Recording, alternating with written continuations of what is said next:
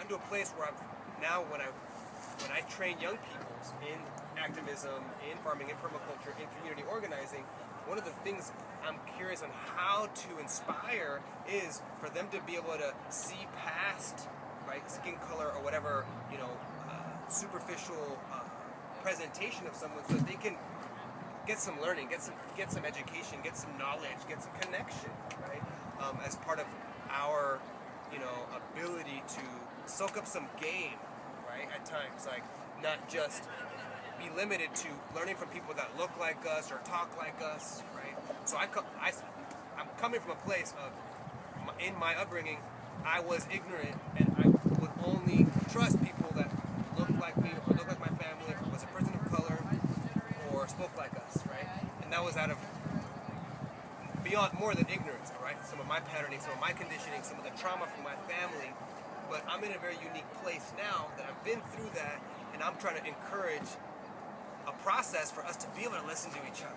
And I sometimes get a little bit anxious. I want that to happen faster and be like, yo, go study up right here. But there's certain barriers and some of that stuff's wired in us, right? So it's a little complex. And I want to just share that in these kinds of spaces, right? Because my intention and my goal and my vision is for this to be super multicultural and to have a representation out here of the people that live in these communities where we've organized here in West and South Berkeley. I'm not really too sure about, once you start to get into Albany and North Berkeley, the demographics are a little bit different. I'm not that privy to all that is, but as much as I've interviewed a lot of you all want the same thing. We want the same thing, and I'm at least sensing a curiosity enough to be like, well, how can we do that? How can we create this space that's just inviting for all of us? And that's a deep-ass question.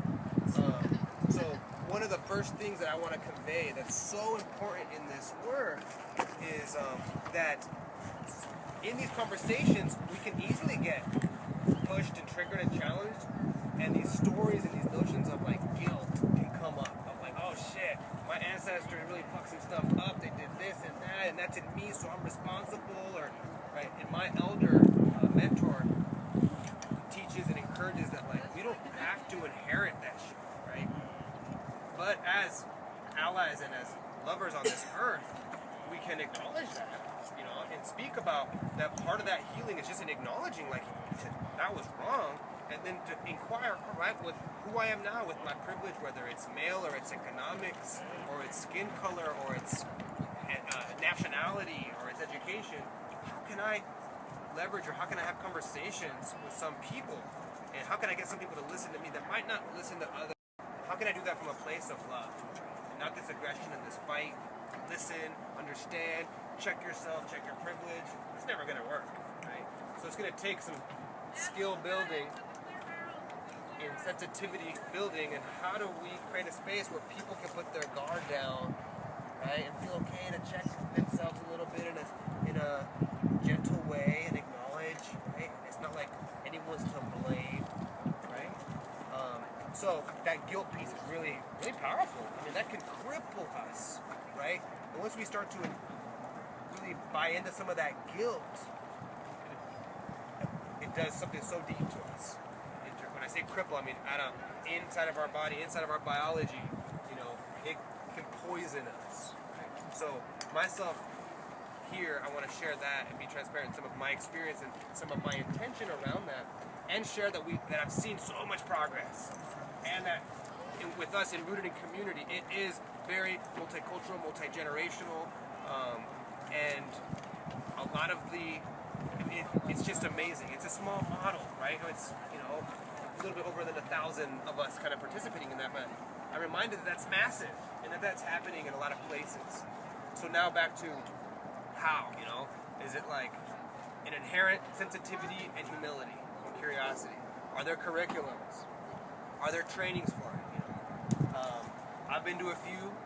People come to me and ask me, what kind of trainings can I get, or refresher, or conversations, right, or languaging around this. We're in the Bay, there's a lot of that going on here. They'll call it anti-oppression work, or dismantling racism work, or building alliances, cultural sensitivity work.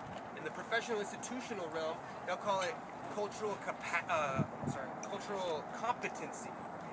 And it's like, all right, be competent from your mind and your intellect and understand the complexities. And the next conversation is not just from the mind, but is our cultural sensitivity. Can we feel? Can we come from a different place in our bodies, in our soul, right? To be so curious and so respectful and so real and transparent that we don't have answers and that we're nervous and it's difficult and we're scared, you know, and that we can be that together. So I just share that for greater context, hoping that that can also soften us up a little bit as we're kind of having this conversation and we're asking ourselves questions, because that is really where it begins. So I want to transition into talking about participatory organizing, right? And just be transparent that there are critiques of a lot of folks with privilege coming into marginalized communities to help or to serve, right? And I'll say that I've been helped and served in a different kind of way where I was empowered with tools and with inspiration and with some coaching to go study and train and connect.